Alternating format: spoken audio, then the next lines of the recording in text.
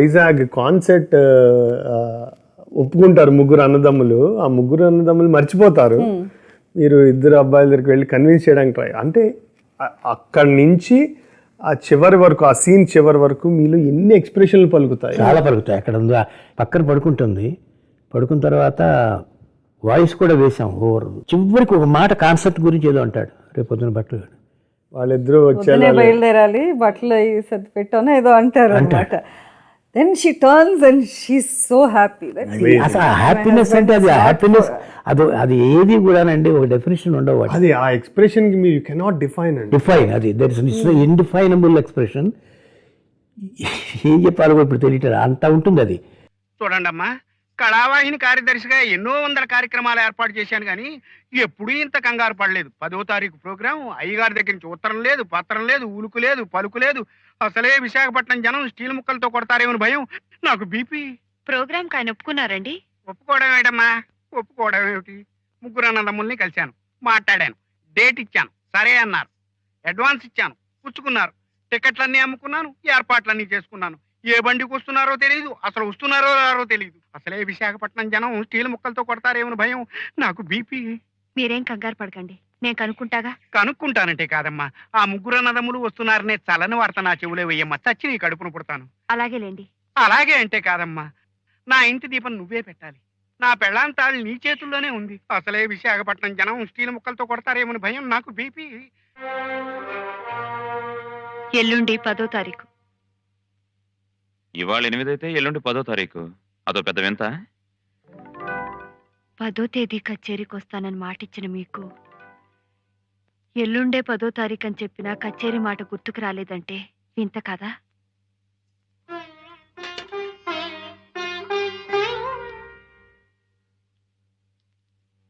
చూడు, నేను భోంచేసి వచ్చాను, నాకు వడ్డించద్దు. అవును, 2వ తారీఖు లాండ్రీకి బట్టలేసాను, ఇంకా రాలేదు? లేదు.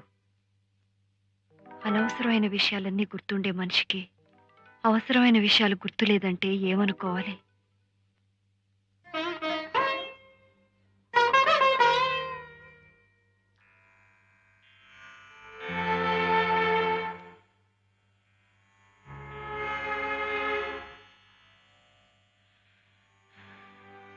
నీ పిచ్చిగాని అప్పుడే సగం నిద్ర పట్టిన ఆయనకి పిడుగులు పడితే మాత్రం వినిపిస్తుందా?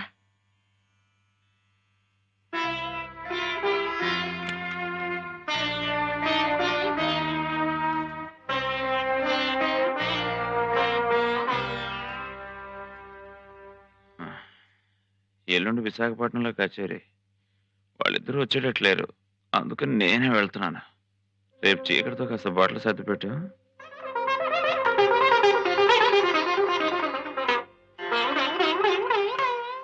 వీడు పెంచిన కొడుకులు కదా, కన్నబిడ్డలు కాదు. పెంచిన కొడుకుల కంటే మించి పెంచాడు ఆయన. ఒక డైలాగ్ కూడా ఉంటుంది, భార్యని హింసించేవాడినైనా నేను భరిస్తాను కానీ తల్లిదండ్రుల్ని బాధ పెట్టేవాడిని నేను అస్సలు సహించను అని చెప్పి కొడతాడు కూడా. ఎక్కడ వచ్చిన మాటలు పెరిగిపోతున్నాయి నీకు అని కొడతాడు కూడా. ఎంతసేపు డబ్బు గురించే మీ మాటలు ఆలోచనలు తప్పించి ఆయన్ని తీసుకొచ్చి దగ్గరుంచుకోవాలనో మంచి వైద్యం ఇప్పించాలనో ఒక్కళ్ళైనా ఆలోచించారా? ఆయనే మొండితనంతో ఇక్కడ కూర్చున్నాడు కానీ మా దగ్గర తలో రెండల్లో ఉండొచ్చని మేము ఎప్పుడో చెప్పాం కదా. ఆయన వస్తే కాదన్నావా? మిమ్మల్ని ఆయన కష్టపడి పెంచింది ఇలా పంచుకుంటారని కాదు. నువ్వే నాకు నీతులు చెప్పక్కర్లేదు. మనం తెచ్చిన డబ్బు సంగతి కూడా నువ్వే వాళ్ళ దగ్గర ఎత్తక్కర్లేదు. అంటే ఆ డబ్బు తీసుకెళ్లిపోవటానికే నిర్ణయించుకున్నారా? ఇప్పుడు డబ్బు తీసుకెళ్లి ఆయన గారి చేతుల్లో పెడితే ఓపిగ్గా ఉన్నాడు కాబట్టి పని ప్రారంభించి ఇంకతే అంటే ఎక్కడి నుంచి తెచ్చేది, ఎలా చచ్చేది? అంటే ఆయన కన్ను మూసేలా ఉంటే కళ్ళ ముందు ఈ డబ్బు ఇలా కదిలించిపోవాలని తెచ్చారా? ఇక్కడికి రాగానే నీకు మాటలు పెరిగిపోతున్నాయే. నోరు మూసుకుని పడుండు. ఇంతకాలం నోరు మూసుకునే పడున్నాను. మీరు తాగి తందనాలాడినా నేను నోరెత్తలేదు. మీరెవరితో తిరుగుతున్నా నేను అడ్డుపడ్డానా? లేదే. కానీ ఏ మహానుభావుడు వల్ల మనం ఇంత వాళ్ళం అయ్యామో, ఏ దేవుడు వల్ల మనం దంపతులు అయ్యామో ఆయన అవమానిస్తే నేను సహించలేను. సహించక ఏం చేస్తావు?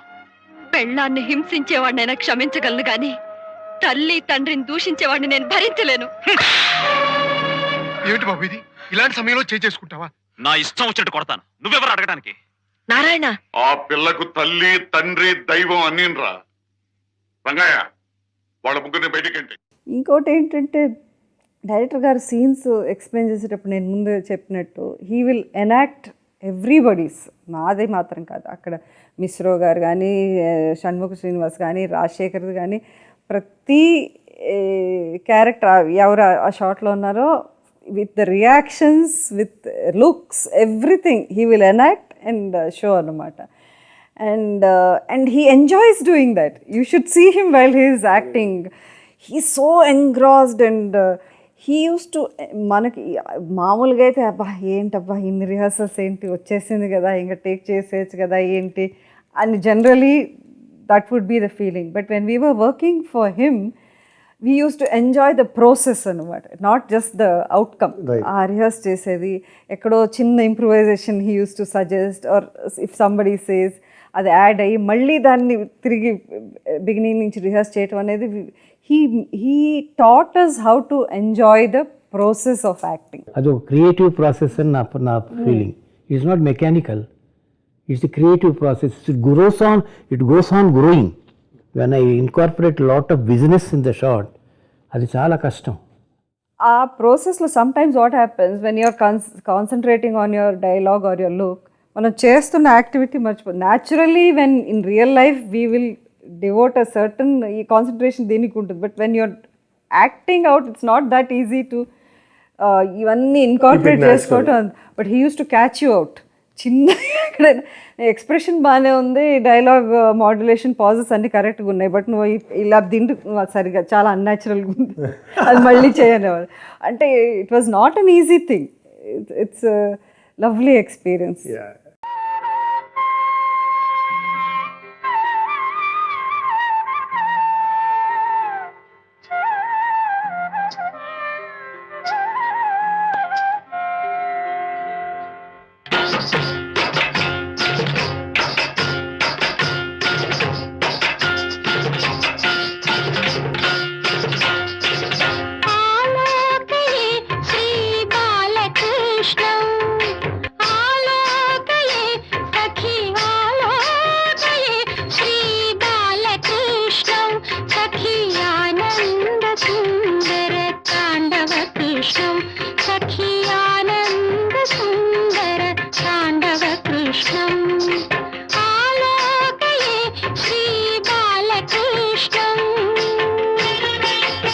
సంగీత ప్రాధాన్యమైన చిత్రం తీస్తున్నందుకు మీరు కామెడీ సీన్స్లో కూడా ఆ సంగీతాన్ని ఉపయోగించుకున్న తీరు చాలా బాగుంటుంది. ఎస్పెషల్లీ వాళ్ళు ముగ్గురు ఒక బయట పార్క్లోనో ఎక్కడో పడుకున్నప్పుడు వాచ్మెన్ వచ్చి భాష అర్థం కాదు, ఏదో భాషలో తిడుతుంటే మీ భాష నాకు రాదు, నా భాషలో నేను తిడతానని, మా మానసుతుడు పట్టు పాతార విందములు మంగళం నిత్యాల సుఖమా రాముని సని సుఖమా ఏ తీరుగనను భవసాగర మీదను నా సంప్రోక్షణ రాబా. कौन है तुम लोग? వీడవుడు హిందీ సినిమాలో విలన్ లాగా ఇసి వ్యక్తి ఇద్దరు కోయి नहीं बैठे क्या चला चला चला बाहर चला तुम लोग चला. అరే ఎందుకయ్యా చెవి కోసం మేకలు అలా అరుస్తావు? क्या हमको गाली चला तुमने? ఏమిటి గాలి కూడా పేల్చకూడదా? దాని కూడా పన్నా? क्या क्या क्या क्या क्या क्या क्या बोला? ఏమిటి क्या అంటే क्या? నువ్వు ఊరుకోరా. చూడండి మీరు చెప్పేది. అరే నువ్వు ఊరుకో అన్నయ్య, మనకు వాడు భాష రాదని ఓ దబాయించేస్తున్నాడు. సార్ నిధి సుఖమా రాముడు సన్ని సుఖమా? क्या बोल रहे तुम? अरे శ్రీరాముని దయచేతులు నారుడిగా సకల జనులు అవరానిగా ये सब कुछ हमको नहीं चलेगा. चलो चलो భగవానసుతుడి పట్టు పాదార బిందువులకు నిత్య జయమంగళం. क्या क्या क्या बोल रहे तुमने? समझ भी नहीं आता हमको. भाषा को ఎంతో మోడా మతే తెర తీయగరా. क्या भाषा बोल रहे तुम लोग? ఏ తీరుగా నన్ను దయ చూచదువు ఏమో సోత్తమ రామా నాతరమా భవ సాగర మీదను నళిన దలేక్షణ రామ. ఏ భాష हमको नहीं चलेगा. चलो तुम बाहर चलो. चलो चलो. నాకు మోము కరలేని అదాడ తెలిసి ఏ భాష छोड़ दो बदतमीज. అందరూ మహానుభావులందరికీ వందనములు. చల్ చల్ బాహర్ కా जा रहे चल चल चल. ఏమిటండి ఏం జరిగింది? అది కాదండి, అతనేమో హిందీలో దబాయించేస్తున్నాడు, మాకేమో భాష రాదు. అవునండి, మేము దొంగలం దోపిడీదారులం కాదు, తెల్లారగానే వెళ్ళిపోతాం చెప్పండి. అంటే తెల్లవార్లు ఇక్కడే ఉంటారా? ఇంకేం చేయమంటారు చెప్పండి? ఖర్చులకి అన్నయ్య నిజం చెప్పేస్తున్నారా, ఖర్చులకి డబ్బులు లేవండి, ఉంటాని చోట్లేదండి, అటు ఆకాశాన్ని ఇటు నేలను నమ్ముకున్నామండి. అది కూడా కాదంటే ఎలా చెప్పండి?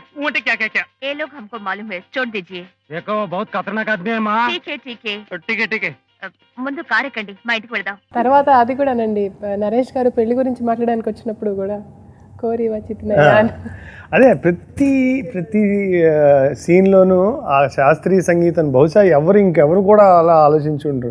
మా నాన్నతో మాట్లాడండి ఈ నిన్న కాక మొన్న పరిచయం అయింది, ఇప్పుడు నేను పెళ్లి చూసుకోవాలంటే నేను ఎలా మాట్లాడినంట అన్నీ నేను చెప్పి చావాలా బొంద అని అంటే సాపాసా అని బలాని ఏదో రాగం ఉంటుంది కదా, నాకు ఇంక బిళహరి రాగం ఆది తాళమే దిక్కు చేసిన కథ ఆయన పేరు కోదండపాణి. కరెక్ట్గా కలిసి వచ్చాయి. మంచి లైన్స్ అవన్నీ గుర్తున్నాయి ఏమన్నా? కోరి వచ్చి తినయ్యా కోదండపాణి కోరి వచ్చి తినయ్యా. మీ నాన్నగారి పేరు కోదండపాణి గారు కదా? ఇప్పుడు ఈ సంగీతం ఎందుకు? బిళహర్ రాగం ఆది తాళమే నాకు రక్ష.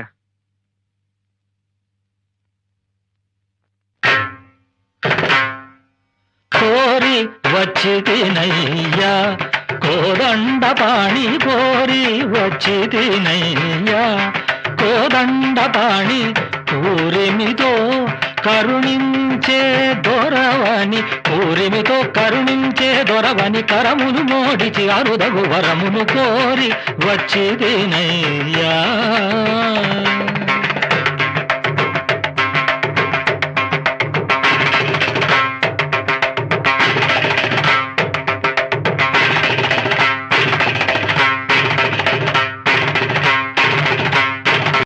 weeks later, the same person, he comes to me.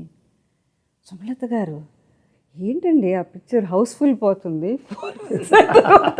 అన్ని చోట్ల 100 రోజులు అంటున్నారు, హౌస్ఫుల్ పోతుంది, భలే సక్సెస్ అయిపోయిందండి పిక్చర్, భలే ఉంది అంటున్నారు అందరు.